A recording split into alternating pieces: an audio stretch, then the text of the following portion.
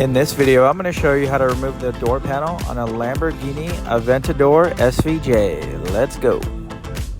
Starting in the bottom left corner of the speaker panel, slide in your pry tool, twist towards you, and that's going to remove this speaker panel. After the speaker panel is removed, take out the T30 screw. Behind this little light piece right here, grab your pry tool and open it up just like this. With your pry tool, open up the side clips just like this.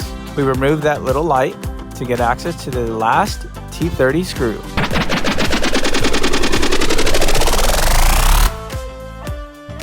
Starting on the bottom right corner, lift firmly and push up.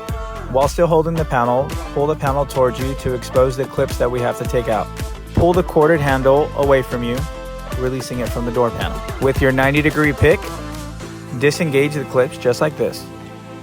With your same 90-degree pick, put your pick inside this clip and pull it to the right, just like this.